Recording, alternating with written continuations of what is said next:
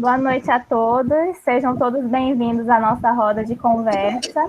Agradeço a presença das nossas convidadas, a médica oncologista doutora Marina, a psicóloga doutora Patrícia e a psicooncologista doutora Débora. Muito obrigada por estarem aqui conosco. Muito obrigada a todos que estão participando, convidados externos. E eu gostaria de chamar agora a professora Claudinha para poder falar um pouco sobre o nosso projeto. Professora? Boa noite a todos. Desculpem a voz, estou um pouco gripada, mas vamos aí falar um pouco, né, do projeto dos meus alunos do segundo período de psicologia, que estão aí com toda força, com toda garra, realizando esse projeto, um projeto lindo, tá? E o que eles pensaram quando estavam organizando a realização da nossa atividade prática supervisionada, né?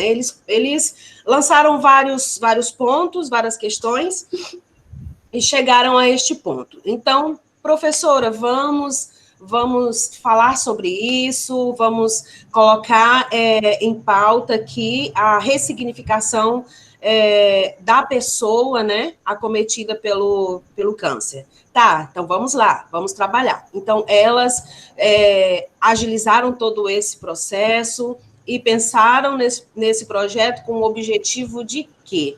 Um objetivo de observar a importância, né, do psico-oncologista, do médico, de toda uma equipe para estar trabalhando com esta pessoa, porque sabemos que várias são as dores, é uma vivência, né, é uma vivência de emoções, de pensamentos, e pensando nisso, elas chegaram a esta conclusão.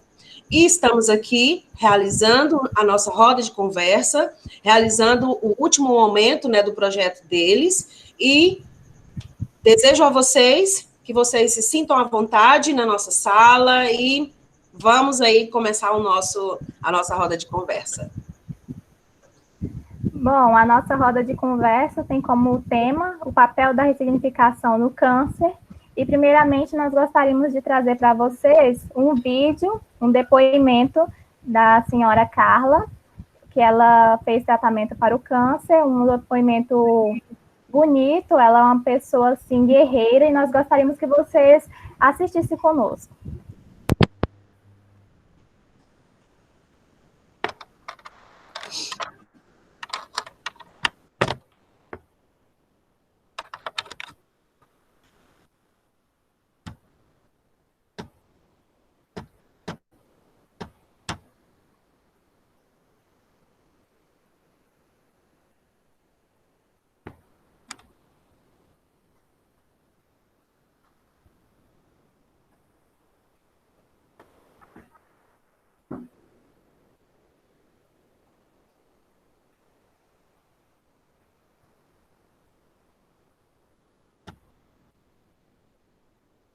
Oi, bom dia, eu me chamo Carla, eu tenho 47 anos e sou casada há 21 anos. Sou mãe da Fefe, do Neto e do Bento e de 5 cachorros. Tá? Eu quero primeiro agradecer muito o convite e a oportunidade de eu estar aqui podendo falar para vocês um pouco sobre o câncer que eu tive. Tá? E deixar bem claro que o câncer não é uma sentença de morte, é uma sentença que te empurra a viver. Tá? Então, eu vou contar para vocês um pouquinho da minha história. Eu, em 2015, eu fui num exame de rotina, eu diagnostiquei um cisto mamário. E aí, o meu ginecologista me encaminhou para um mastologista, e esse mastologista pediu a biópsia desse cisto, só que como era somente um cisto, ele foi esvaziado e ficou tudo bem. Tá? Foi um estresse na época, né? Mas passou, mas foi tranquilo. E aí, ele pediu para eu fazer o acompanhamento semestral, porque eu tenho uma mama densa, isso acontece com muita gente, tá? Uma mama densa que predispõe a ter nódulos, cistos, então, semestralmente eu estava lá. E daí, 2 anos depois, em 2017, num desses exames de rotina, eu fui fazer outro ultrassom e foram diagnosticados 2 nódulos pequenos, tá? O médico o radiologista pediu para eu voltar no médico com urgência, eu já achei meio estranho, né? E lá o médico pediu para eu fazer a biópsia. Só que como da outra vez ficou tudo bem, Porque eu, deixar bem claro, eu não era, né, e não sou ainda um grupo de risco para o câncer de mama. Por quê? Eu não tenho nenhum único caso da minha família de câncer de mama, nem primos, nem tios, nada. Eu não estava acima do meu peso, eu estava no peso ideal. Eu estava fazendo atividade física 5 vezes por semana. Eu tive 3 filhos, eu amamentei os 3, inclusive o meu pequeno até 1 ano e 2 meses. Eu tenho uma vida relativamente regrada, né? Então, você fica assim perdida. Não sentia na palpação também, né? Então, eu acho que estava tudo tranquilo. Como a primeira estado foi tudo bem, né? O resultado da biópsia sairia numa terça-feira. E nessa terça-feira, eu acordei e olhei para o meu marido, ele estava em casa ainda. Eu falei, achei ele estranho, achei ele com uma cara estranha. Eu falei, Anjo, vamos ver o resultado, se já saiu? Ele falou, já saiu. Na hora eu já, nem foi falar nada, eu já percebi tudo. Gente, é assim, ó, você não sabe se o teto cai na sua cabeça, se o chão abre. É uma sensação assim, que não dá para descrever, tá? Você fica, você cai, você cai, você cai, você cai tão fundo, que lá no fundão tem uma mola. E essa mola te empurra para a vida. Essa mola te faz ter uma vontade louca de viver, de tratar. Então, essa mola tem muita determinação, otimismo, e a gente vai para cima, tá? Então, eu fui fazer a cirurgia e fiz a mastectomia total da mama direita, tá? Tive uma complicação após a cirurgia, tive que refazer a cirurgia, e nessa, daí já refiz, já pus o catéter, tá? E estava pronta para as quimios, tá? Eu fiz as quimioterapias, eu fiz 6 quimios vermelhas e 12 quimios brancas, tá? Nas primeiras quimios ali, na primeira, na verdade, o cabelo já cai, e eu pus uma peruca e vamos que vamos, né? Eu não parei de trabalhar, eu continuei tentando ter uma vida normal, não é normal, porque quando você faz a quimio, você fica uns dias após a quimio bem, né, debilitada, assim, mas durante a quimio foi um período legal, porque assim, como eu faço em Londrina, né, fazia o tratamento em Londrina, 100 quilômetros, cada semana era uma pessoa que ia comigo. Meu marido foi muitas vezes, foi minha irmã, minha cunhada, minhas amigas, e sempre a gente fazia um programinha depois. Mais difícil, eu acho, do tratamento é o medo, né? Você tá cheio de otimismo, mas você tem aquele medo que as coisas podem não dar certo.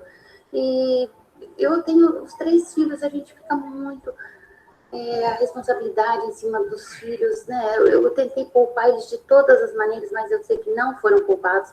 Depois que a gente fica sabendo que um faz um comentário aqui, o outro faz um comentário ali. Por isso que a minha família foi muito importante. Todo mundo ajudou muito, todo mundo apoiou muito minhas crianças, porque você não tá com cabeça, né? Olha, daí, agora, depois eu fiz as químias, eu fiz, por indicação médica, eu fiz a remoção da outra mama também.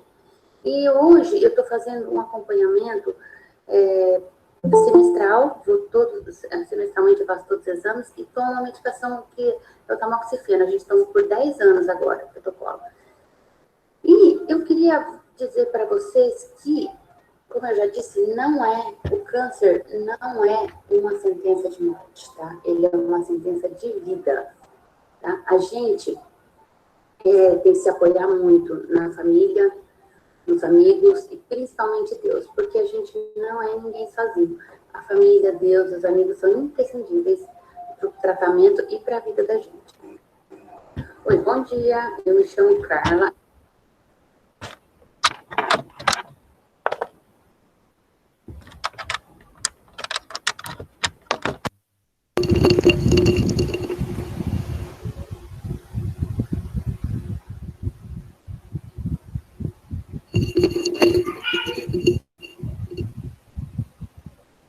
Bom, esse foi o nosso depoimento da Carla. E aos acadêmicos, no final da roda de conversa, nós iremos passar uma frequência no chat, tá bem? Agora eu convido as acadêmicas Tatiane e Núbia para darem prosseguimento à nossa roda de conversa. Obrigada, Laís. Sejam bem-vindos mais uma vez. Eu e a Tatiane, né, vamos conversando com as nossas convidadas Mais uma vez, muito obrigada.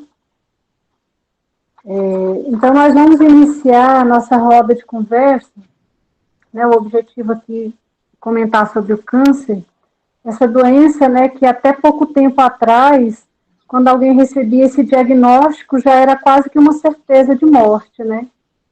Então,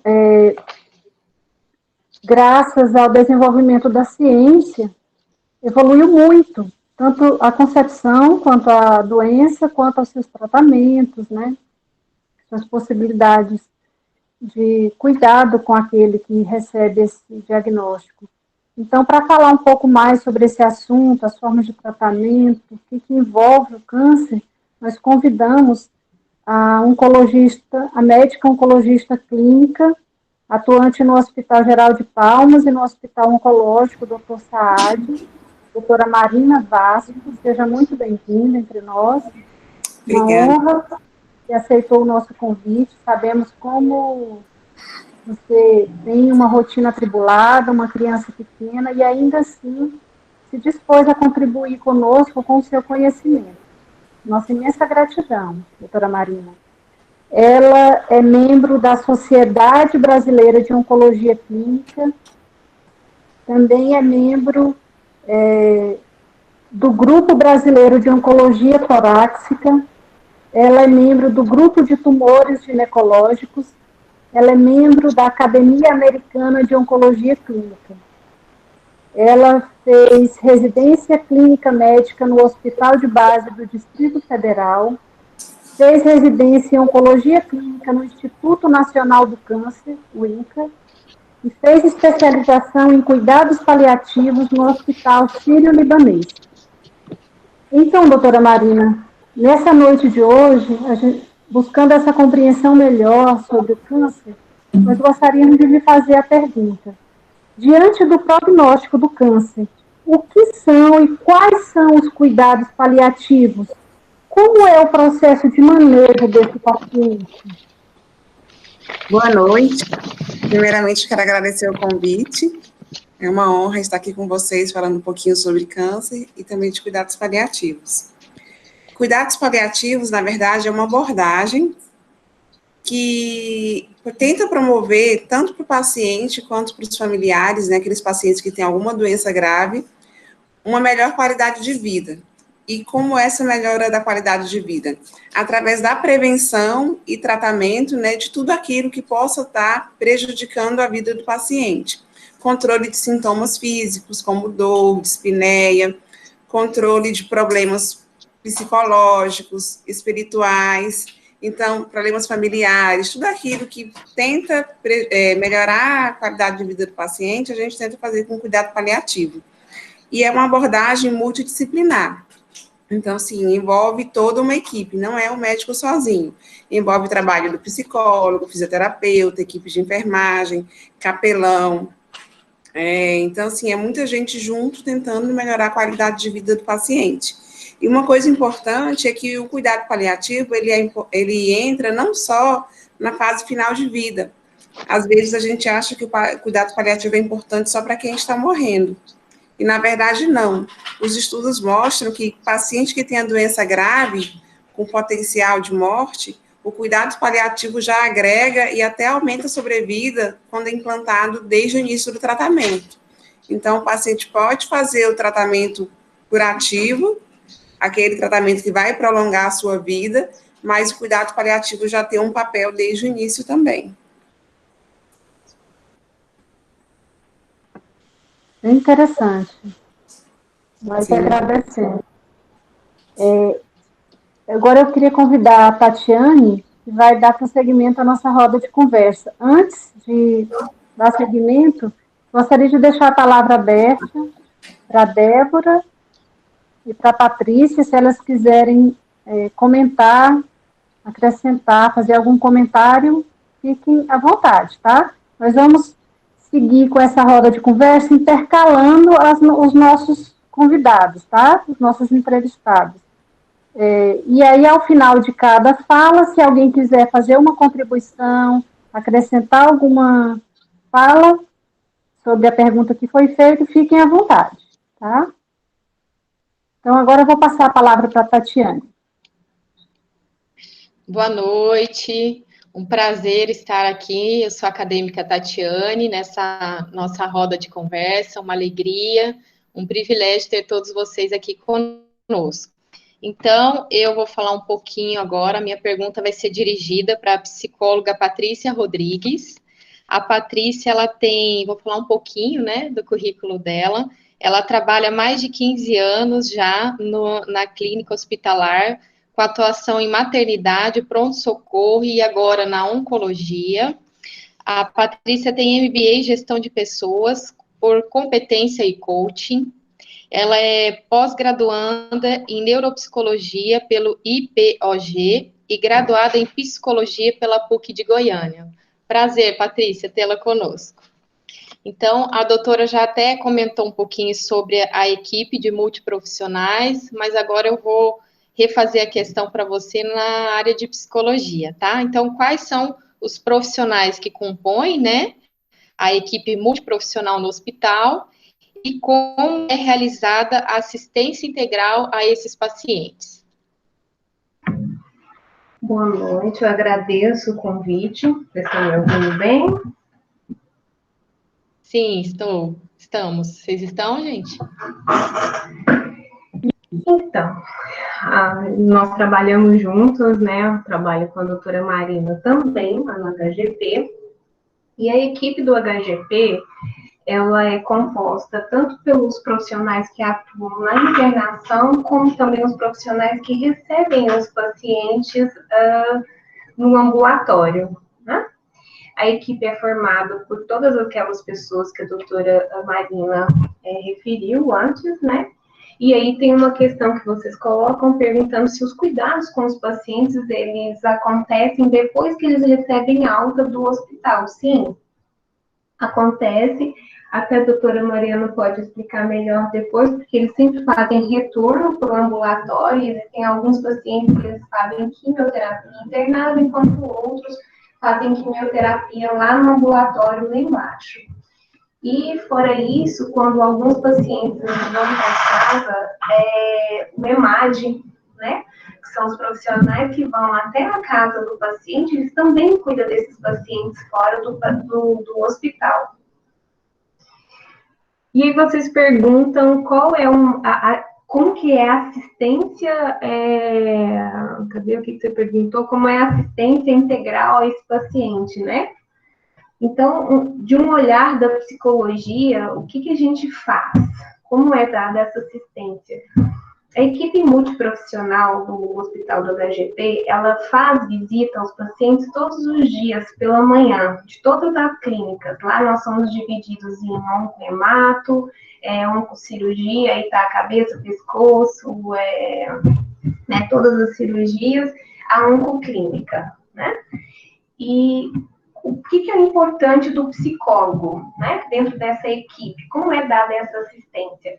No primeiro momento, se faz extremamente necessário que a gente conheça o paciente e que a gente conheça um pouco sobre aquela patologia. Lógico que nós não vamos ser médicos para ser psicólogos, né?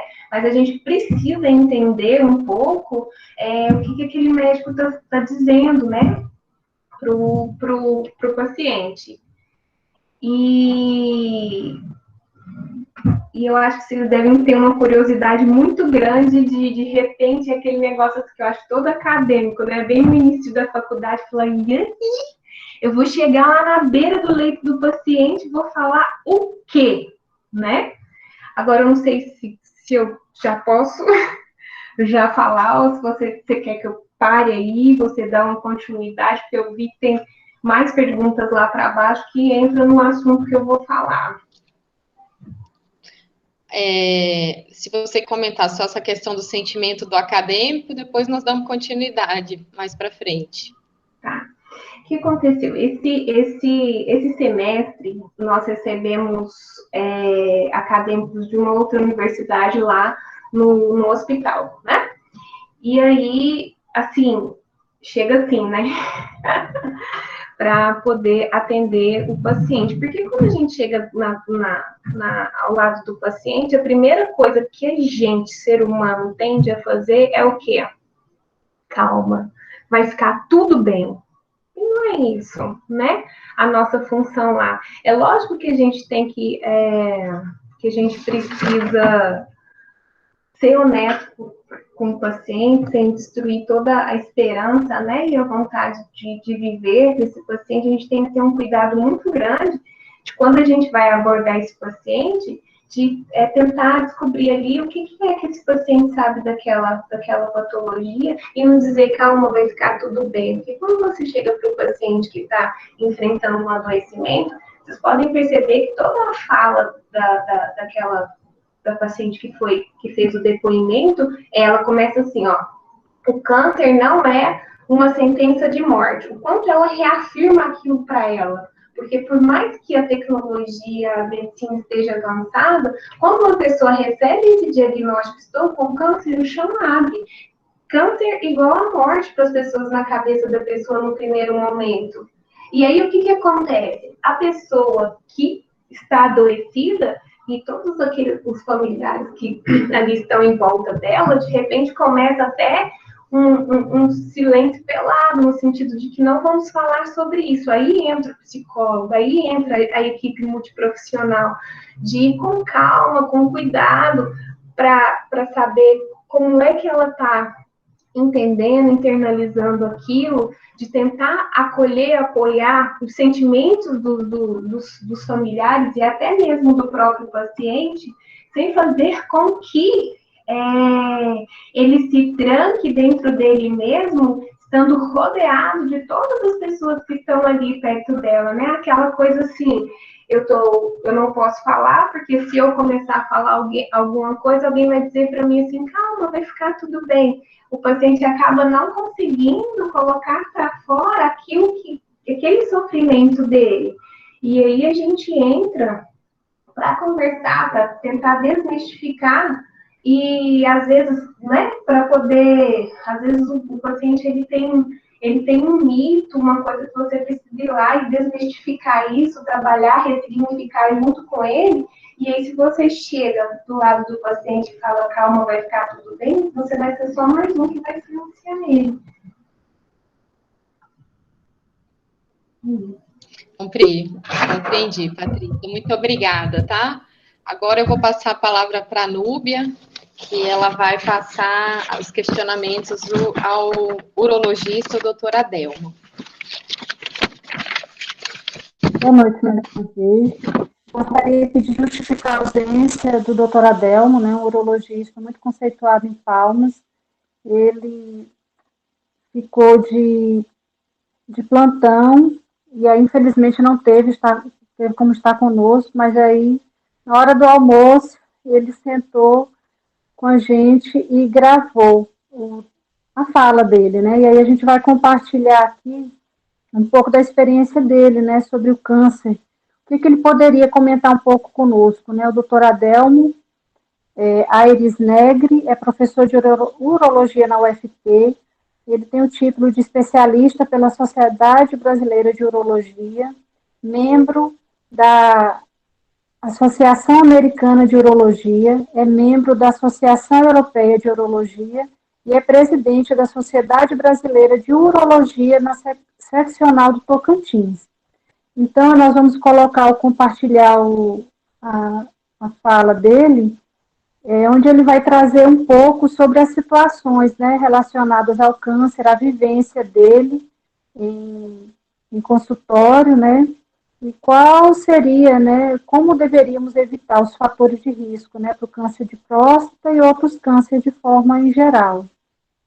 Então, a nossa colega Laís vai compartilhar o vídeo aí com depoimento, com a fala, né, do doutor Adelmo.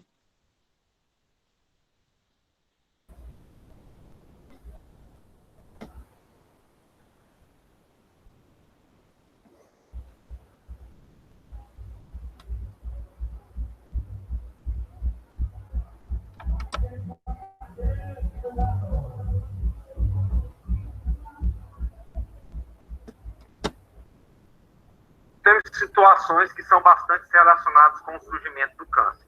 Por exemplo, o envelhecimento é uma delas e todos nós queremos envelhecer. Então, é uma coisa que nós estamos andando, né, para uma margem de acometimento dos tumores, mas todos nós queremos envelhecer, e se nós tentarmos envelhecer com saúde, nós temos uma chance menor de adquirir determinados tipos de câncer. No caso do câncer de pulmão, é um câncer que está intimamente relacionado com o tabagismo. Então, o combate ao tabagismo, o combate ao fumo, você pode evitar a incidência de câncer de pulmão e também você evitar mortes relacionadas com esse câncer. Existem outros cânceres que também são relacionados com o tabagismo, como o câncer de bexiga, que é o segundo tumor urológico que mais atinge a população em geral, câncer da vias respiratórias, oral, câncer de boca, câncer de laringe, que também são relacionados com o fumo. Determinados tipos de câncer, como é o câncer de próstata, tem um componente genético. Então, independente da vida que a pessoa tiver, ela vai desenvolver esse câncer numa velocidade menor ou maior, com mais ou menos agressividade. Obviamente que a população, de uma forma geral, se ela tiver hábitos e condições de vida mais saudáveis, ela tem menor chance de desenvolver aquele câncer, que geneticamente pode estar propenso, ou se ela desenvolver, ela ter formas mais brandas ou ter mais sucesso no tratamento. Uma pessoa mais saudável, mais bem preparada, quando ela recebe o diagnóstico de câncer, ela tem uma chance de ter esse diagnóstico no momento mais inicial, porque é uma pessoa que procura saúde, está sempre indo ao médico, e também ela tem maior chance de ter um tratamento curativo, porque ela tem uma saúde melhor. Por exemplo, no câncer de próstata, exclusivamente, nós temos a obesidade como um fator de risco, tanto para cânceres mais agressivos, quanto para tratamentos menos eficientes do câncer. A alimentação rica em gordura de origem animal também é comprovadamente mais associado com a incidência e agressividade do câncer de próstata. Então, de uma forma geral, o que a gente orienta? Aqueles cânceres que podem ser prevenidos, ou seja, combate ao tabagismo, exames de rastreamento populacional, se a pessoa tem, por exemplo, um câncer de intestino na família, ela deve procurar o médico o mais cedo possível para fazer uma avaliação e tentar fazer uma detecção mais precoce desse câncer de intestino. Câncer de próstata, o homem que tem casos de câncer de próstata na família, começar a ir ao médico a partir dos 45 anos de idade para fazer o rastreamento desse câncer, a detecção precoce. Cânceres de colo de útero, de mama, ou seja, exames que muitas vezes você consegue diagnosticar uma fase pré-cancerígena e você estaria fazendo uma profilaxia do câncer, ou você conseguir detectar o câncer no seu estágio inicial. E aí você vai fazer uma detecção precoce, onde o objetivo é você ter maior chance de cura. Então, de uma forma geral, pessoas que têm uma saúde mais estável, combate ao estresse, combate ao sedentarismo, são pessoas que vão ter uma menor chance ou de evoluir com a doença, ou vai ter um melhor tratamento, uma melhor chance de um tratamento efetivo para todos os tipos de câncer de uma forma em geral.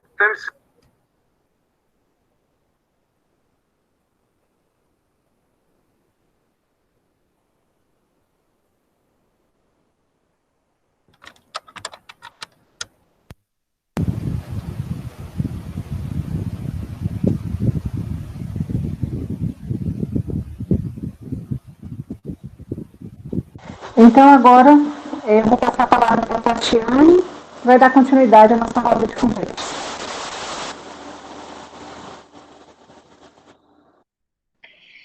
Olá, agora eu vou fazer o questionamento à psico-oncologista Débora Cristina dos Santos, Lisboa.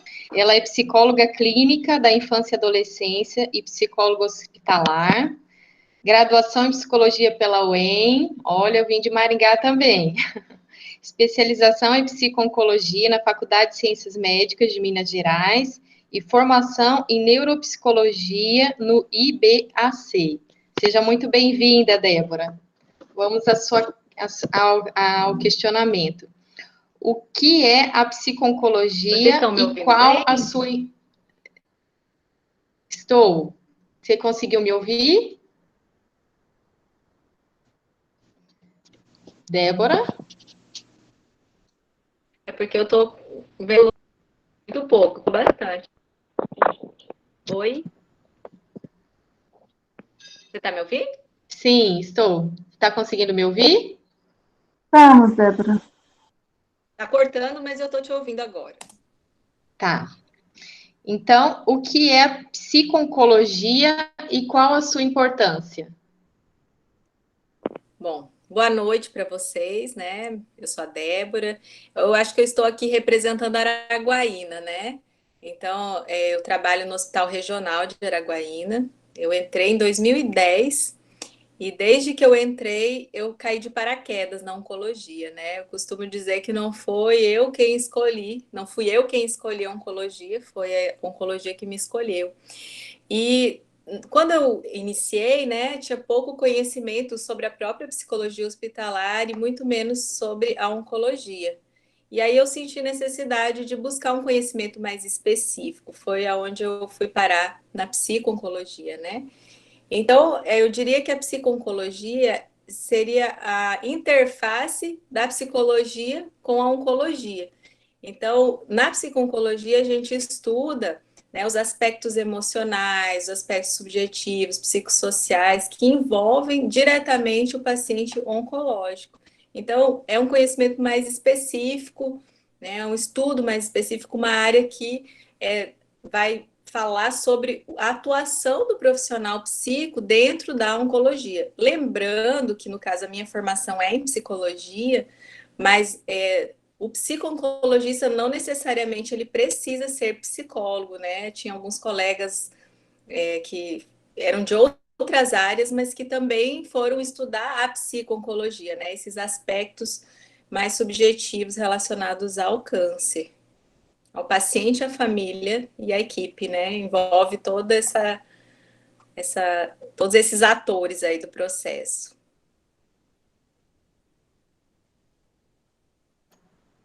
Muito obrigada, Débora. Agora eu vou passar a palavra para a Núbia. Obrigada. Então, dando continuidade, vamos falar mais uma vez com a doutora Marina Vasco. Gostaríamos de perguntar, doutora Marina, hoje em dia nós temos diversas modalidades de tratamento para o câncer, né? A ciência evoluiu muito. A senhora poderia comentar um pouco sobre elas?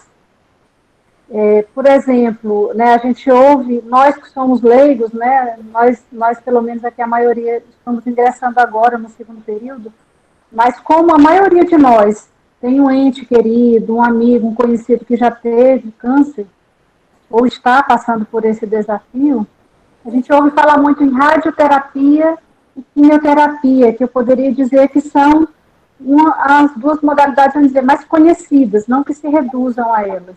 A senhora poderia comentar um pouquinho sobre as modalidades de tratamento que tem do câncer e comentar um pouquinho sobre essas duas, elas são iguais ou não?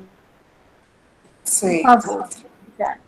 O tratamento, ele é proporcional ao estadiamento da doença. Quanto mais grave o câncer, mais avançado, mais etapas de tratamento provavelmente a pessoa vai passar. Uma dessas etapas é a cirurgia, na qual, na maioria das vezes, é retirada a parte do câncer, ou então também tem algum tipo de cirurgia paliativa para controle de sintomas. E além da cirurgia, tem a quimioterapia. O que é a quimioterapia? É um tratamento medicamentoso, sistêmico. Sistêmico porque ele abrange o corpo todo.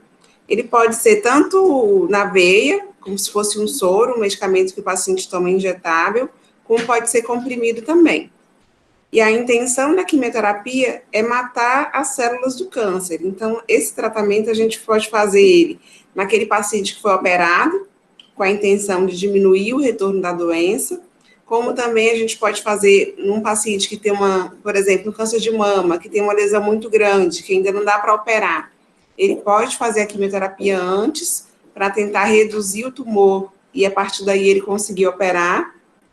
E tem também a quimioterapia paliativa, que é para aquele paciente que tem a doença mais avançada, que tenha metástase, que não tenha perspectiva de cura. Mas a quimioterapia, nesse cenário, também é importante para tentar prolongar a vida e aliviar os sintomas que o paciente tem. Então, assim, resumindo, a quimioterapia é um medicamento. Além da quimioterapia, também a gente tem um tratamento com hormônio, que é o que a gente chama de hormonioterapia, que na grande maioria das vezes é feito em comprimido, mas também tem injetável. E a intenção também é o controle da doença. Nos pacientes de fase mais inicial, para diminuir a chance da doença voltar, e em pacientes mais avançados também para controlar a doença. Já a radioterapia é um tratamento diferente, porque ele é feito com radiação. Essa radiação ela é localizada. Por exemplo, o paciente com câncer de mama, ela vai fazer um tratamento específico na mama. É para tratar só aquele local que está doente. O paciente com próstata, a radioterapia é localizada na próstata. Eu não sei se vocês já viram a máquina de radioterapia, ela parece uma máquina de tomografia. É um aparelho que o paciente deita, e aí tem um médico específico para isso, que é o radio-oncologista, não somos nós oncologistas que fazemos, é o rádio, e aí ele faz toda uma programação, né, ele avalia por imagem o local do tumor, o local que ele vai tratar, e aí ele consegue proteger as outras áreas que não serão tratadas e fazer o tratamento só naquele local mesmo. Então, assim, os efeitos colaterais da radioterapia também são localizados, diferentes dos efeitos da quimioterapia, que como o remédio que vai no corpo todo, pode cair cabelo, pode dar enjoo, pode dar vômito. Já a radioterapia é um efeito mais localizado, pode dar tipo uma sensação de queimadura, ou até queimadura mesmo na pele, pode dar dor, mas no local onde foi afetado. Não sei se deu para vocês entenderem. Excelente. É incrível, ouvindo você falar, a gente passa a conhecer um pouquinho mais desse mundo, né? Na verdade, assim, é desconhecido para nós, mesmo tendo acompanhado parentes, entes queridos, mas esse dia a dia, né, essa rotina hospitalar para nós é importante demais, esse seu compartilhamento, né? É porque é muito específico. Obrigada. Isso. Muito obrigada, doutora Marina. E agora vamos ouvir a psicóloga, a Patrícia. A Tati vai conduzir. Patrícia, eu vou fazer a pergunta. Até a doutora acabou de mencionar, né, a doutora Marina, a questão da cirurgia, quando há retirada, e até no webinário que nós tivemos com a psicóloga a Schneider, né, a Beth Schneider, ela comentou sobre isso, né, os receios, os medos, os anseios que geram no paciente através do câncer. Já imagina, vai fazer uma cirurgia, vai haver retirada de alguma coisa, né? Então, Patrícia, hoje, quais são as ferramentas e os processos psicológicos que são utilizados para aliviar esse sofrimento causado pela doença, né, no âmbito físico, familiar e social? Então, é bem um pouco daquilo que eu já conversei um pouco com vocês, né, antes. A gente precisa entender, deixar que o paciente ele verbalize o que ele está entendendo e quais são os medos e receios dele diante de um procedimento cirúrgico. Aí, quando eu digo para vocês que a gente precisa, dentro de uma equipe multiprofissional, entender o que é aquela doença, como vai ser feito aquilo, um dos procedimentos da oncocirurgia que muito é feito no hospital é a bolsa de colostomia que é colocada, né, no paciente, e aí o paciente, existem alguns pacientes que eles se sentem muito envergonhados por conta daquela bolsa de colostomia. Na verdade, é uma amputação que é feita, né? Uma amputação interna, mas é feita para ser colocada ali numa bolsa de colostomia. Então, a gente precisa, enquanto profissional, sempre estar buscando e estudando, né, sobre essa situação. E aí entra a questão da desmistificação de todo aquele processo. Será que esse paciente que colocou uma bolsa de colostomia, ele não vai poder ter as atividades dele, né, cotidianas? Será que ele não vai poder fazer um esporte? Será que ele não vai poder ter até mesmo uma relação de intimidade com com a esposa, tudo isso, né? Isso é um exemplo que eu estou dando para vocês. E aí, a gente precisa abordar e saber o que é que ele tem, quais são os receios, para poder trabalhar tudo isso e mostrar para ele que tem um caminho a ser seguido, né? Que ali não é o fim. Eu gosto de trazer exemplos, eu tenho até muita foto que a gente tem permissão dos pacientes para poder levar para estudo, que fica até no próprio corredor do hospital, só que eu não me senti à vontade para trazer e mostrar para vocês um pouco do nosso trabalho em relação a isso, porque a gente tem muito paciente ao redor aqui de Palmas. E já pensou se eu trago uma história, que é uma história bem assim, de fragilidade de alguém, familiar de outra pessoa ali, ia ficar muito chato, da gente não estar nem podendo acolher o outro ali de pertinho, né? Teve uma ocasião que um paciente ele entrou pelo ambulatório e o médico conversou com ele e tal, tudo certo, e ele ia fazer uma cirurgia na segunda. Olha a importância do psicólogo, também na equipe, né? A gente trabalha em equipe mesmo. Ele ia fazer um procedimento na segunda-feira, eu estava de plantão no final de semana, isso era no sábado, e aí estava ele e 3 pessoas da família dele dizendo, eu não estou entendendo por que o médico já quer me operar, quer colocar essa bolsa sem tentar qualquer outra coisa antes, eu não quero fazer, mas ele já tinha assinado um documento que estava ciente que ia fazer a cirurgia, né? Como é que o paciente vai para uma mesa, né? Para um bloco com todas essas dúvidas, sem entender por que ele está fazendo aquele procedimento? Será que o médico não me explicou? Ele explica, só que às vezes a pessoa está tão tensa, né, em receber aquela notícia que ele não consegue processar aquilo, né, que está sendo falado ali. E aí ele não consegue, ou às vezes fica com vergonha do médico, com receio, o médico achando que está tudo entendido, né, que está tudo explicado, ele leu o papel, assinou, está tudo ok, vamos para o procedimento cirúrgico, e lá no fundo ele não conseguiu verbalizar os medos e as dúvidas para o médico. Então a gente entra para saber, e aí, está tudo ok? Às vezes o paciente que está na cama vira e fala assim, tá tudo bem, fala, e daí você começa a conversar, e aí você vai vendo que não tem nada, tudo bem, que está cheio de dúvidas. O que aconteceu? A cirurgia era para ser feita na segunda-feira, né? E aí, no primeiro horário, daí a gente estava passando uma visita mútua, nós interrompemos, foi feito um stop nisso, foi enviada a mensagem para o médico dele, porque tem uma comunicação, sabe? A psicologia é muito respeitada, graças a Deus, lá no HGP, a gente, né, soube conquistar nosso espaço, falou, doutor fulano, é o seguinte, esse paciente que o senhor recebeu, ele está com essa dúvida, vamos fazer uma conferência familiar para explicar para ele, para a família, por que desse procedimento antes de levar ele para o bloco. Isso foi feito, né?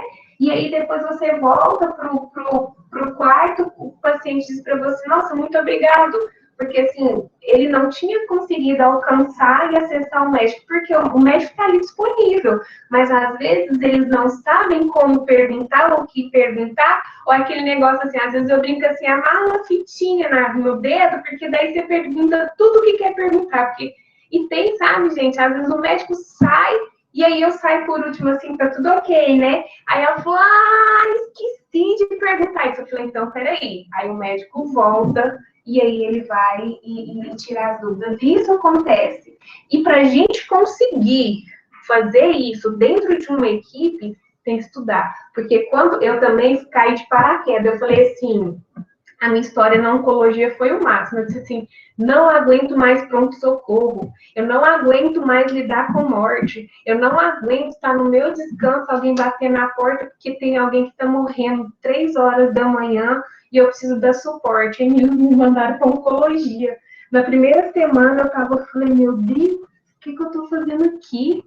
Né? Porque se lá no pronto-socorro a gente não cria vínculo, porque é tudo muito rápido, na oncologia, a gente cria vínculo com o paciente, com a família, e é tenso. maravilhoso. E não tem lugar onde se fala mais de vida do que na oncologia, num momento desse. É fantástico, gente. Uau! Nós, enquanto acadêmicos, agregou muita informação, né, Núbia? E que coisa maravilhosa, assim, saber que há uma integração nessa comunicação dos profissionais. E me surgiu, assim, uma curiosidade, né? Que, assim, há um carinho, um cuidado, né, com o coração do paciente, mas e o médico, né? Também há essa ligação, assim, para cuidar do coração dos médicos, porque eles também estão o tempo todo em contato, né, com esses pacientes, e às vezes tem até uma afinidade, como eu já vi algumas reportagens, enfim. Você fala da psicologia com o médico? Isso. Então, vou contar outra história, cheia de histórias para você. A gente, foi semana passada, esse mês a gente passou um mês um pouco pesado. Aliás, deixa eu até dizer uma coisa para vocês. Depois que passar essa questão de Covid, se vocês quiserem se organizar, claro que eu não consigo receber todo mundo dentro da HGB, mas assim, é um prazer mostrar o serviço da psicologia, da oncologia para vocês lá no hospital. A gente pode combinar e eu vou ter um prazer de dividir a experiência no ao vivo lá com vocês. Agora não pode, por conta do Covid, né? Mas depois, sinta-se convidados, tá? Então, o que aconteceu com a gente na semana passada? A gente teve uma paciente muito jovem e muito querida, todos são, lógico, né, queridos no hospital, e a médica, que não era do cuidados paliativos, precisou fazer a introdução, que já não tinha, a medicina não tinha muito o que fazer por essa paciente, que ela ia ser encaminhada aos cuidados paliativos. E ela tinha um filho muito pequeno. E isso, Marina, mexe com a gente, né? Porque ainda mais a gente, quando tem um filho pequeno e envolve criança, gente, a equipe toda, não só os médicos, mas a equipe toda fica fragilizada. E aí a mãe desesperou. A paciente, ela dizia pra gente assim, eu preciso melhorar, eu não posso morrer, eu não vou morrer, o meu filho precisa de mim, meu filho é especial, o filho dela tinha 2 anos e meio. E aí, a médica virou para mim e falou, nossa, eu não podia ter falado. Eu falei, podia ter falado, porque assim, não era a médica dela, era a médica que estava passando, e só introduzir, falar que o pessoal dos cuidados paliativos ia assumir, e aí foi preciso ter uma conversa mais séria para fazer com que essa paciente entendesse que, sabe, que o processo que ela estava passando era que assim, não tinha muito o que fazer, porque ela ainda perguntava assim, tem esperança? A gente não pode mentir, não vai dizer para a paciente, sim, tem esperança, tem cura, não pode. E aí o médico dela subiu, foi conversar com ela, teve uma segunda conferência, assim, bem difícil para toda a equipe. Às vezes, até maqueiro, todo mundo quer ser psicólogo. Você fala, peraí, só um pouquinho.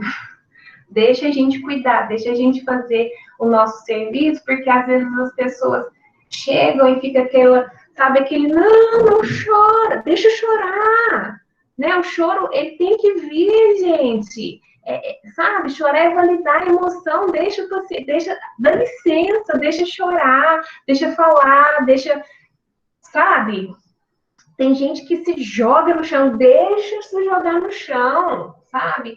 E aí, assim, a gente fica naquele negócio assim, ai, peraí, deixa eu cuidar, deixa eu pegar o seu sentimento de você, e não é assim. E a equipe toda, às vezes, fica fragilizada assim, sabe? A gente é ser humano, e por mais que a gente tenta manter um distanciamento, mexe com a gente. Eu mesmo, teve um outro paciente que ele ficou um certo tempo, não, toda vez que você entrava, ele estava sorrindo, sabe?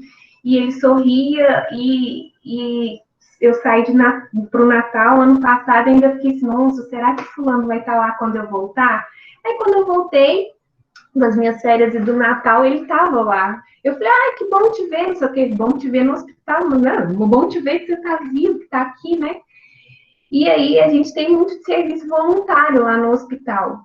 E numa sexta-feira que eu estava de plantão, no finalzinho, subiu uma equipe que estava tocando saxofone, né? E cantou aquela música dos Sertões, que eu não sei o nome da música, uma música toda animada. E eu brinquei com ele, eu falei, serenata para você, tal, não sei o quê. E ele sorrindo, todo alegre. Gente, quando foi no sábado, o paciente rebaixar é diminuir o nível de consciência, né? E aí ele rebaixou, e o moço que estava do lado dele, o paciente que estava do lado dele, disse assim, que ele ficou desorientado, e ele desceu para a sala vermelha, sorrindo e cantando a música que a gente estava fazendo a serenata para ele lá. Serenata assim, né? Que, sabe, você percebe a importância do acolhimento nesse momento de dor para esse paciente, quanto você significa, você e a equipe significa para ele nesse momento de travessia. Aí o que aconteceu? Não é só a equipe, não. Quando eu soube disso, eu abaixei minha cabeça, fui corredor sem ninguém olhar para mim, fui lá para minha sala e fui chorar. A gente chora também, sabe? Porque dói. Só que a gente não pode misturar muito, né? A gente trabalha.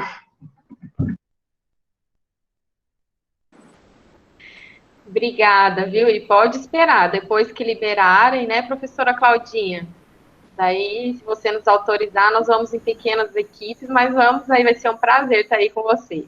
Vou Com passar certeza. para a Núbia agora. Obrigada.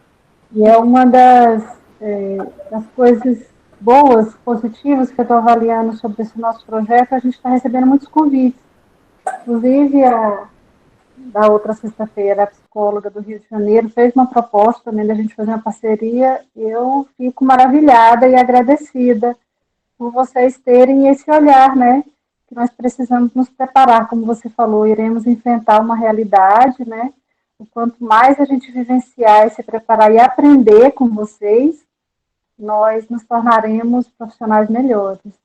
Então, agora nós vamos compartilhar mais um pequeno trecho da entrevista do Dr. Adelmo, onde ele vai comentar um pouquinho, né? Nós estamos falando aqui com vocês em pacientes que já têm o diagnóstico, ele já sabe.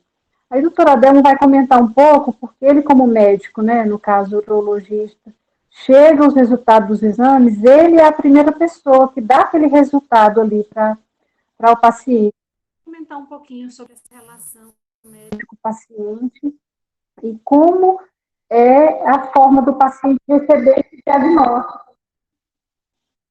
Então, a Laís vai colocar para nós aí o vídeo do doutor Adelmo, para a gente ouvir um pouco, ele compartilhar um pouco dessa experiência dele, né, em consultório, em pacientes, né, com câncer. Achei muito boa a gente assistir um pouquinho antes, né, essa questão da experiência, excelente.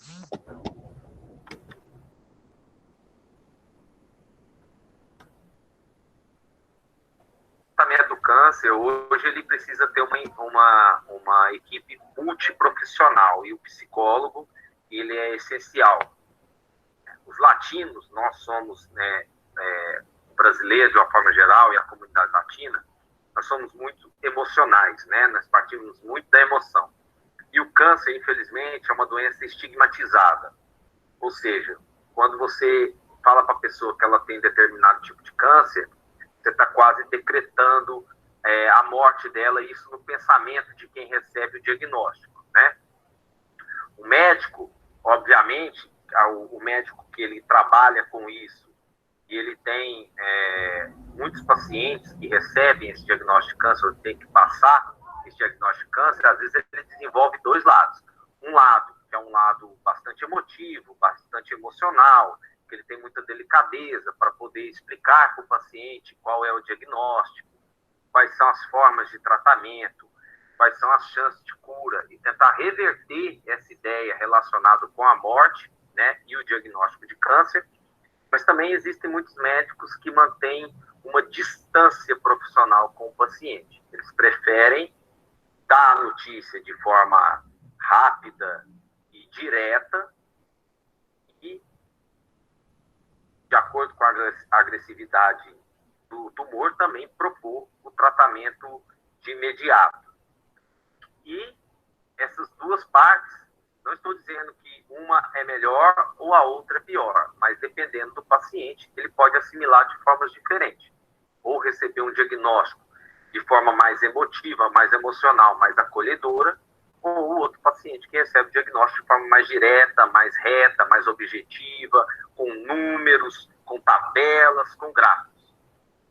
É função do médico estudar a melhor forma de passar essa notícia para o seu paciente, para que ele fique motivado ao tratamento. Eu acho que o mais importante é isso, é motivar o paciente. Às vezes, o tratamento, que eu quero dizer, às vezes nem é uma cirurgia, uma radioterapia ou uma quimioterapia. O tratamento ele pode ser paliativo. O tratamento ele pode ser um acolhimento daquele paciente, mas ele tem que estar disposto a essas formas de tratamento, de acolhimento, nem que seja um tratamento paliativo. Ele tem que estar confiante, né?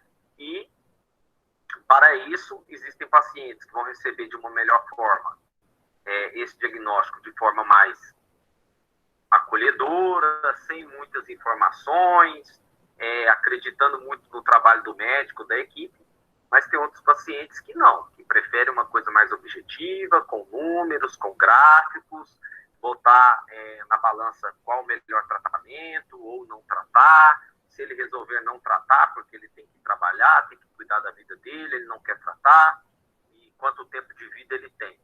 Então, às vezes o médico tem que saber identificar isso na hora da consulta para você poder dar o melhor diagnóstico. O tratamento do câncer,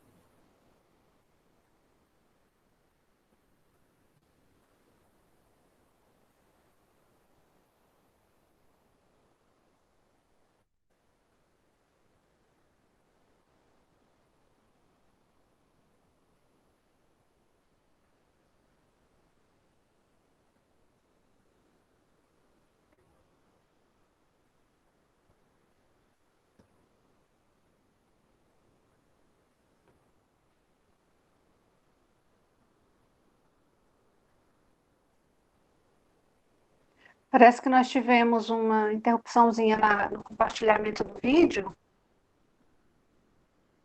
Laís? Só um instante.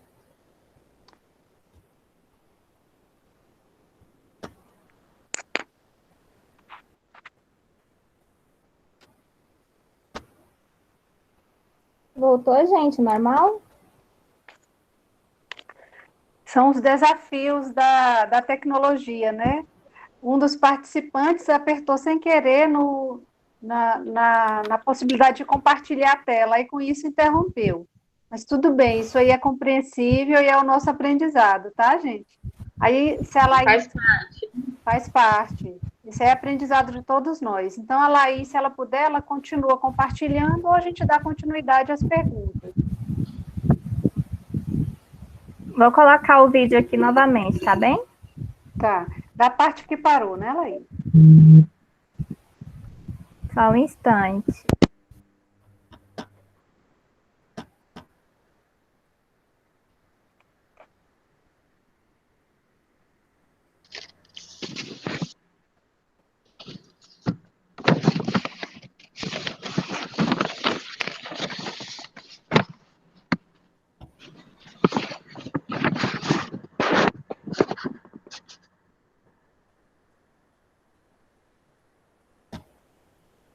tratamento do câncer, hoje, ele precisa ter uma equipe multiprofissional, e o psicólogo, ele é essencial.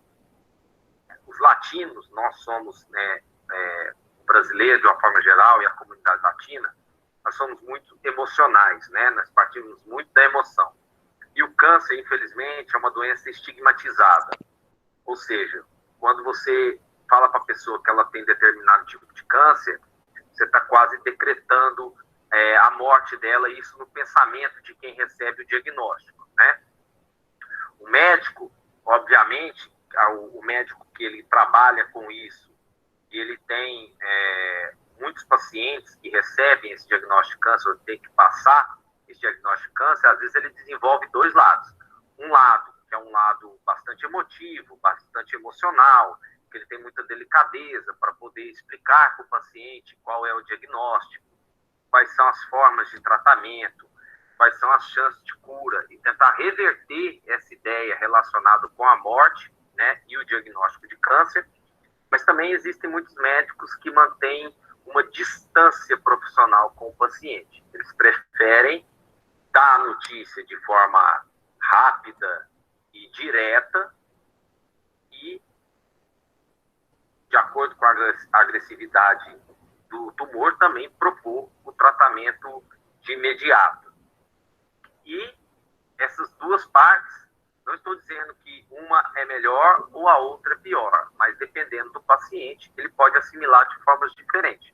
Ou receber um diagnóstico de forma mais emotiva, mais emocional, mais acolhedora, ou outro paciente que recebe o diagnóstico de forma mais direta, mais reta, mais objetiva, com números, com tabelas, com gráficos. É função do médico estudar a melhor forma de passar essa notícia para o seu paciente, para que ele fique motivado ao tratamento. Eu acho que o mais importante é isso, é motivar o paciente. Às vezes, o tratamento, que eu quero dizer, às vezes nem é uma cirurgia, uma radioterapia ou uma quimioterapia. O tratamento ele pode ser paliativo. O tratamento ele pode ser um acolhimento daquele paciente, mas ele tem que estar disposto a essas formas de tratamento, de acolhimento, nem que seja um tratamento paliativo. Ele tem que estar confiante, né?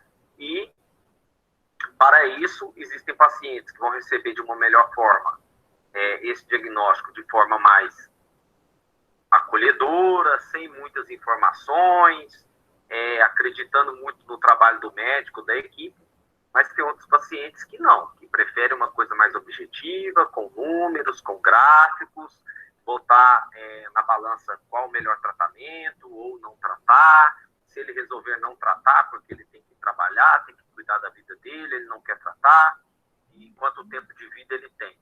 Então, às vezes o médico tem que saber identificar isso na hora da consulta para você poder dar o melhor diagnóstico. Também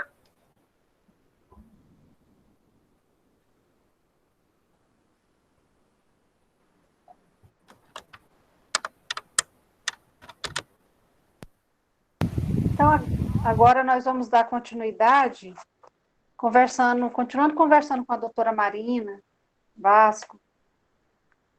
Doutora Marina, a senhora poderia comentar um pouco sobre os efeitos colaterais, né? Nós comentamos na pergunta anterior sobre os tratamentos, e aí os efeitos colaterais que nós conhecemos são bastante intensos, né? A gente poderia talvez usar uma palavra mais conhecida, assim, ele quase judia do paciente, nesse processo de tratar a doença, né? A senhora poderia comentar um pouquinho conosco sobre os efeitos colaterais dos tratamentos, né? Ou às vezes a senhora queira falar de algum mais específico. Por favor, a fala é sua. Só peço desculpa aqui pela presença de mais uma pessoinha, porque... Linda, muito bem-vinda. Desse tamanho, tem horas que é só a mãe que serve mesmo. Linda, linda, linda. Comportagem. Assim, o efeito colateral do tratamento hoje, ele melhorou bastante. Quando a gente fala em câncer, em quimioterapia, a imagem que vem na cabeça é o paciente perdendo cabelo e vomitando até morrer, emagrecendo. E na maioria dos tratamentos, graças a Deus, isso não acontece mais. Porque a gente tem vários antieméticos, que é o remédio para combater a náusea, vômito eficazes. Então, assim, grande parte dos pacientes não sofrem mais com esses vômitos. Em relação à queda de cabelo, ela depende do remédio. Tem remédio que faz realmente o cabelo cair, outros que não. E mesmo para esses remédios que fazem a perda de cabelo, a gente já tem algumas técnicas para diminuir que isso ocorra. Por exemplo, a gente tem uma touca congelada que coloca no couro cabeludo, de acordo com a quimioterapia, por algum tempo, que diminui essa perda de cabelo.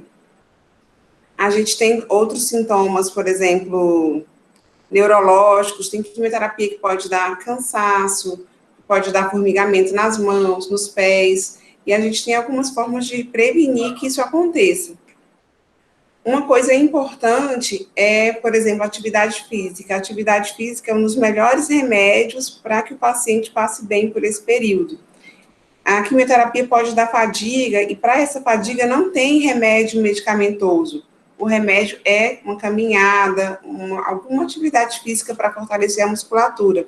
Então, isso é uma coisa que a gente sempre recomenda para os pacientes, que façam atividade física. Outra coisa importante é o suporte familiar. Quando o paciente tem um familiar por perto, tem alguém em quem apoiar, automaticamente grande parte do sofrimento dele diminui. E aí esse paciente que é mais acolhido, ele também tem menos queixas, tem menos enjoo, tem menos mal-estar, porque a parte psicológica, como vocês sabem, né, é fundamental. Por exemplo, também tem quimioterapia que dá diarreia. Então, como a gente já sabe o que esperar de cada tratamento, antes de começar a quimioterapia, a gente já passa os medicamentos para prevenir. Então, assim, os pacientes passam, a grande maioria deles, bem. E uma coisa interessante é que a gente pensa que os pacientes emagrecem durante a quimioterapia. E a grande maioria é justamente o contrário. Eles ganham bastante peso, porque a quimioterapia tem corticoide, que é um medicamento que abre o apetite. Então, assim, a gente tem que viver orientando, tem ajuda também importante do nutricionista e da atividade física para ajudar os pacientes a manterem o seu peso, porque a tendência é ganhar bastante. Certo. Doutora Marina, só bem breve aqui, eu vi em um vídeo uma psicóloga também que passou pelo câncer e ela comentou que ela vê muito comumente as pessoas já esperando a queda do cabelo, já raspar a cabeça e as mulheres continuarem fazendo as unhas. E aí ela comentava que isso teria um efeito negativo na saúde. A senhora poderia comentar? É recomendado logo adiantar isso? Pode continuar fazendo as unhas? Sim, em relação ao cabelo, é que como eu comentei, nem todo remédio cai o cabelo. E eu já vi pacientes que são mais ansiosos ou que tenham esse pensamento chegarem para o dia da quimioterapia tendo o cabelo raspado e aí a gente falar que infelizmente o remédio dele não ia cair o cabelo. Tipo, ele caiu, perdeu o cabelo em vão. Isso já aconteceu não uma, sim, algumas vezes. Então, o melhor é esperar que provavelmente na consulta... Só um minutinho, gente. Provavelmente na consulta a gente vai explicar se o remédio vai cair ou não, se vai cair todo ou não, o que a gente pode fazer. Agora, em relação às unhas, o que eu recomendo? Não é proibido pintar as unhas, até porque tem algumas quimioterapias que deixam as unhas mais escuras. Então, as pacientes se incomodam em pintar a unha, vai diminuir um pouquinho desse desconforto. Agora, tirar a cutícula não é recomendável, porque a quimioterapia ela pode diminuir a imunidade, que é a nossa defesa contra a doença. E todo mundo sabe que uma hora ou outra pode ferir um pouquinho quando faz a unha, e isso é uma fonte de infecção. Então, o ideal é não tirar a cutícula durante a quimioterapia, mas pintar, lixar, não tem problema não. Certo. Agradecemos a sua contribuição. Nós já estamos com o tempo um pouquinho avançado, já são 20 horas e 51 minutos. E aí nós já poderíamos fazer as perguntas finais, já finalizando, né? Sim. A Tatiane fazer a pergunta aí para a psicóloga Patrícia, né? E aí a gente já vai começando a se preparar para o encerramento da nossa roda de conversa. Núbia, eu acredito que a gente finalize com esse questionamento com a psico-oncologista Débora, né? Que nós faríamos Ótimo. o mesmo número de questões, né? Ótimo. Então, tá. Então, vamos lá, Débora. Então, Débora, nós temos algo que mexe muito conosco, enquanto futuros psicólogos, e de uma forma geral, todos nós que já vivenciamos, né, esse sofrimento, esse lidar, né, esse diagnóstico com pessoas que recebem esse diagnóstico. Como o paciente ele lida com esse medo da possibilidade da finitude, né? O paciente ele não tem certeza qual vai ser o resultado final do tratamento. Pode ser que ele obtenha cura e pode ser que realmente, como já foi comentado anteriormente, haja realmente a possibilidade de morte, né? Então, como você vê que os pacientes lidam com isso? Eu achei bem interessante essa pergunta, né? E assim, na verdade, a resposta do paciente, né, ao que está acontecendo com ele naquele momento, depende muito da estrutura dele, né? Geralmente, hoje mesmo, né, para citar um exemplo, hoje eu fiz uma abordagem numa paciente que recebeu o diagnóstico ontem, né? Então, ontem ela recebeu o diagnóstico de câncer e hoje eu fui fazer a abordagem. Nessa abordagem, ela me contou um acidente que ela sofreu, que teve consequências bem drásticas na vida dela, e eu perguntei para ela como é que você lidou, né, com esse acidente, como é que você lidou com as consequências desse acidente na sua vida, porque qual que era o meu objetivo, né, nessa sondagem? É saber como é que ela lida com dificuldades. Né? Porque provavelmente, como ela lidou com essa primeira dificuldade, ela pode apresentar respostas muito parecidas agora. Né? Então, e pela história dela, ela enfrentou muito de frente essas consequências. Ela teve muita garra, digamos assim, para enfrentar naquela primeira experiência. E aí eu até pontuei isso para ela, né? O quanto era importante essa história de vida dela, porque aí a gente poderia imaginar que nesse momento ela teria recursos para novamente enfrentar uma dificuldade. Né? Então, assim, a gente vai encontrar, até a Patrícia, né, que é minha colega, gostei muito da fala dela, tudo que ela falou são coisas que eu também enfrento, né? Eu gosto muito, tenho muito orgulho de trabalhar na oncologia aqui do Hospital Regional de Araguaína, porque nós também temos uma equipe assim, muito bacana, bem completa, temos esse acesso à equipe médica, temos esse intercâmbio muito facilitado, assim, todos os pacientes que vão conosco lá, eles comentam como é diferente aquele setor em relação ao restante do hospital, porque realmente tem a equipe é muito mais, digamos assim, presente, muito mais atenta.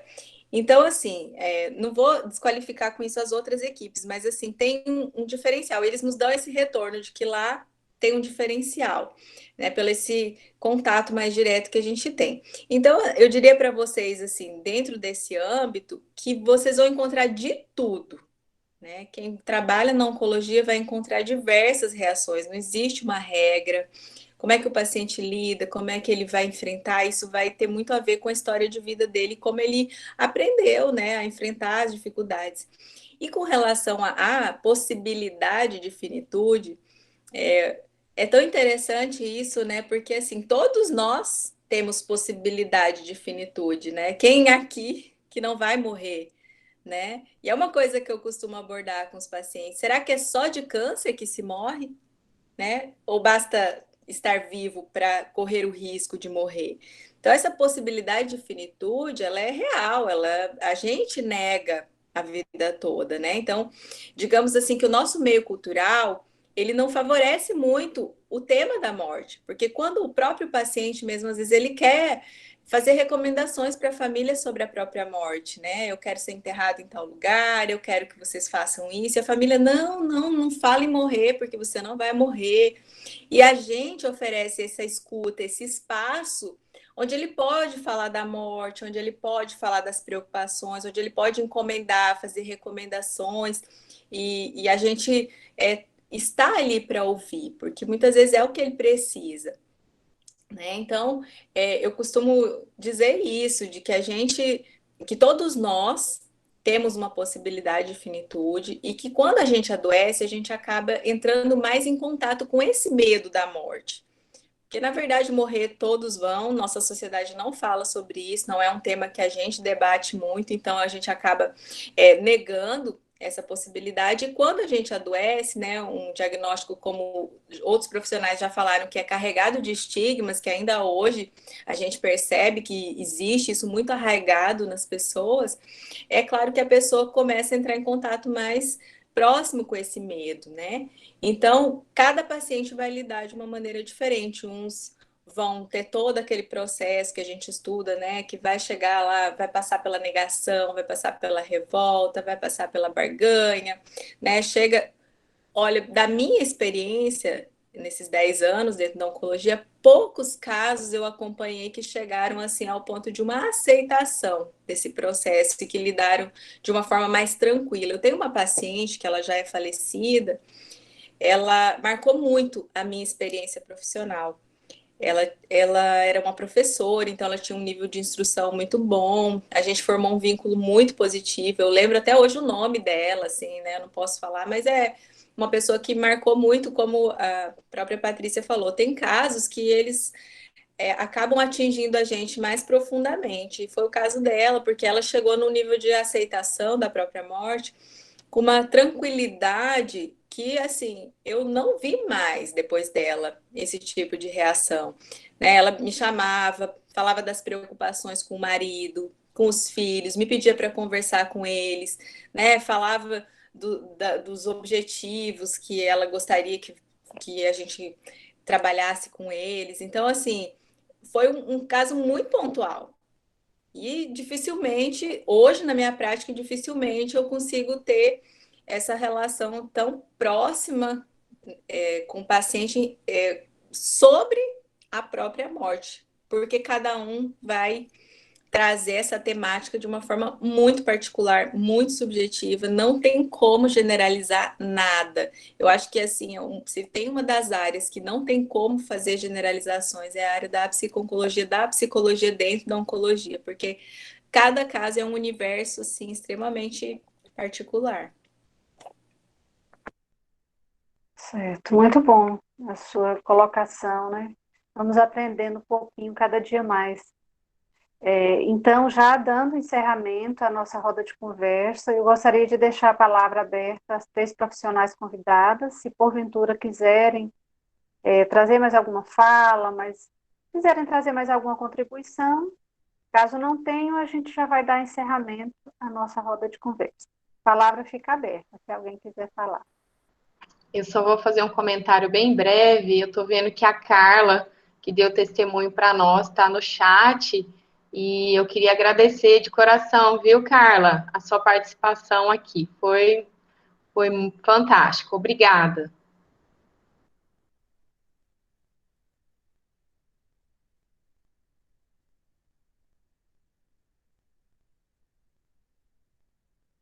Se ninguém tiver mais... Eu vou Sim. Vou falar, né? Já que eu não... Por favor, eu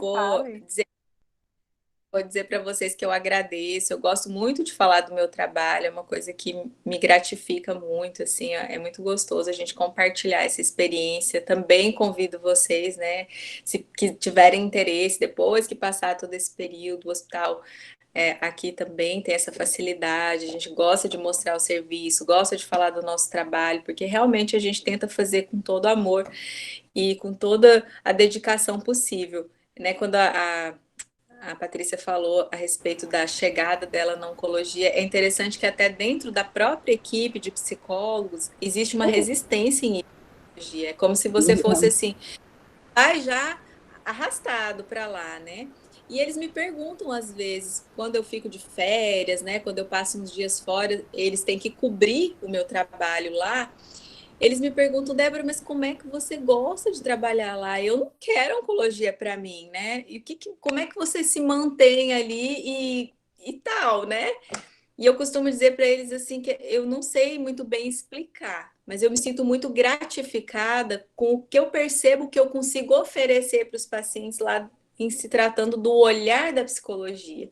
Essa proximidade, esse esclarecimento de dúvidas, esse intercâmbio com a equipe, né, esse espaço de escuta. Então, eu me sinto tão bem depois que eu termino meus atendimentos, porque a cada dia que eu vou, eu sinto que eu fiz diferença em algum momento na vida dos pacientes, né? Como psicóloga, como profissional, como membro de uma equipe que também está juntando todos os esforços para que a gente ofereça o melhor possível para aquele paciente que já está com tanta coisa na cabeça, né? Então era isso. Obrigada pelo convite e muito obrigada. Até mais.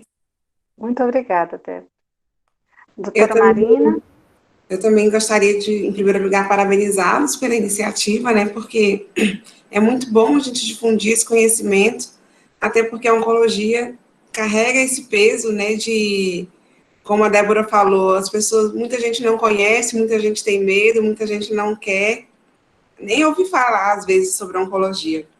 E quando eu confesso que quando eu vi o convite que vocês me enviaram, aí eu vi o nome da Débora, psico-oncologista, falei, nossa, que coisa boa. Mas uma psico-oncologista eu não conheço, eu já ia perguntar onde você trabalhava.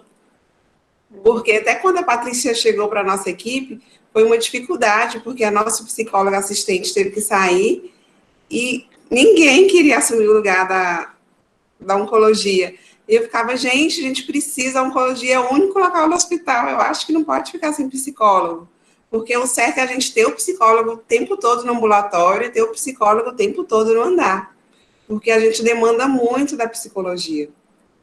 Né? Então, assim, realmente é uma especialidade que está atrelada à nossa. Né? A psicologia dentro da oncologia é fundamental. Então, realmente agradeço o convite e sempre que precisarem estou à disposição, porque é muito bom, tanto para a oncologia quanto para os cuidados paliativos. E até, voltando um pouquinho na fala da Patrícia, aquele caso que ela comentou que surpreendeu e tocou todo mundo na oncologia, era minha paciente, e eu, por conta do Covid, né, assim que começou a pandemia, eu descobri que estava grávida, então eu saí do hospital no mês de março, e, curiosamente, uns 3 dias antes dessa paciente falecer, ela me mandou uma mensagem no Instagram, me falou que estava internada, mas que estava bem, que estava tudo indo conforme planejado. Até me surpreendi com a notícia de que ela tinha falecido.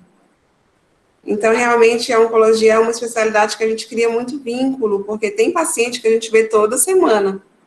Então, a gente acaba que fica íntimo do paciente e do acompanhante dele, né? Porque toda semana você vê aquela pessoa. Né? Então, assim, eu aprendi muito com vocês, gostei muito da experiência e da oportunidade. Vocês estão de parabéns. Nós agradecemos, viu, Marina? E é tão interessante em relação a essa paciente que ela tinha dito que tinha um desejo, porque às vezes a gente consegue fazer isso, né? Como o paciente aceita, tá? E falou, o que você quer fazer? Vamos fazer juntos? E ela tinha falado que o desejo dela era poder desenhar com o filho dela. E eu tava com muita pressa e eu pedi pro meu esposo, você pode ali para mim, por favor, comprar lápis de cor, giz de cera? E ele foi comprar, trouxe para mim, eu arrumei tudo direitinho, se você viu depois o vídeo, Marinho. E ela entregou, o menino ficou numa felicidade, gente, tinha papel eu imprimi os desenhos com lápis de cor, giz de cera e massinha, só isso. Só que a mãe nem conversava mais com a gente.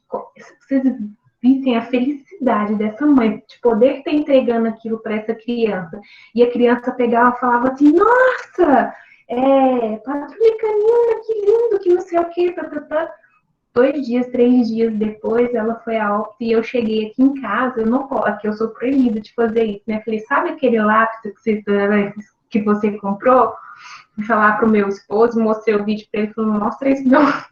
Às vezes as pessoas, elas não dão conta mesmo de lidar, sabe? E olha, gente, o quanto o nosso trabalho, por uma coisinha assim que a gente faz, o quanto isso é significativo na vida da outra pessoa.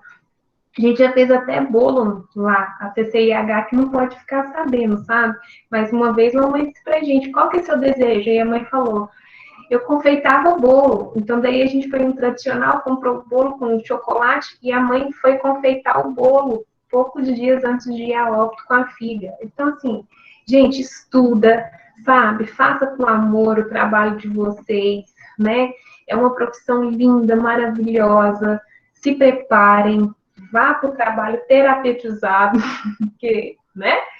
E muito sucesso para cada um de vocês. Se vocês precisarem, se quiserem conversar depois, no meu Instagram tem muito também um pouquinho, muito não, tem um pouquinho também do meu depoimento sobre o trabalho lá no HGP, se alguém quiser entrar depois, tá?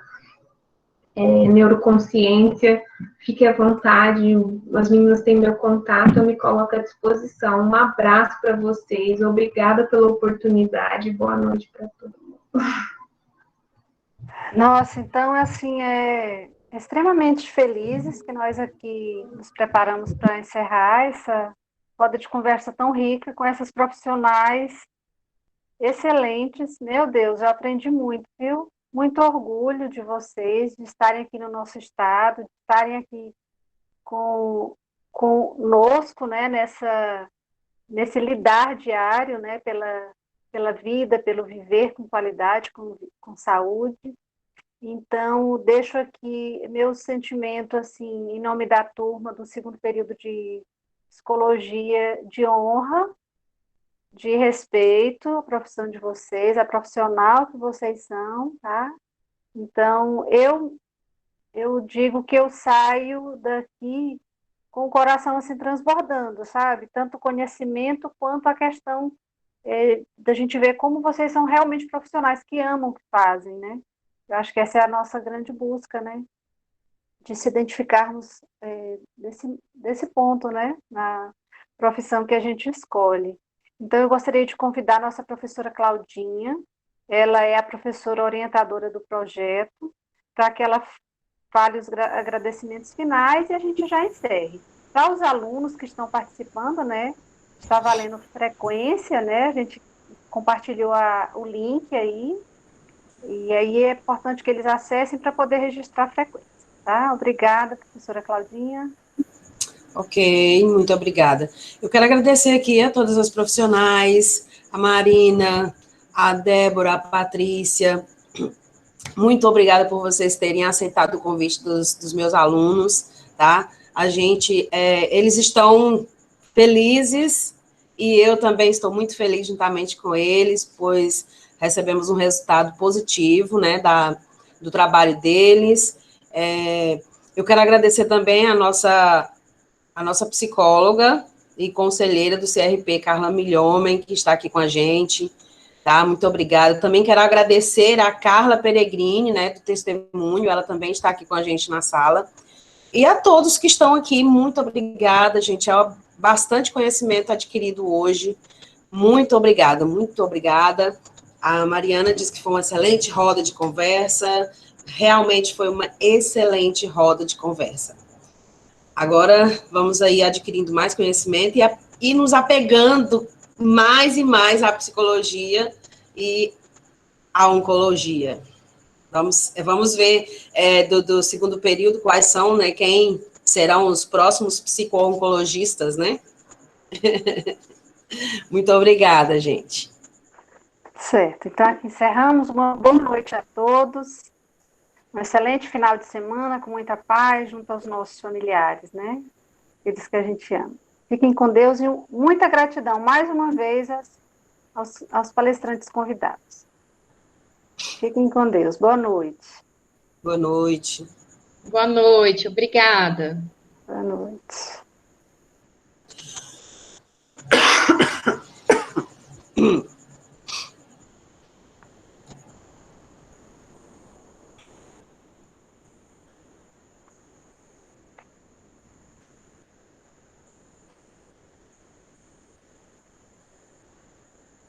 Boa noite. Boa noite, Débora.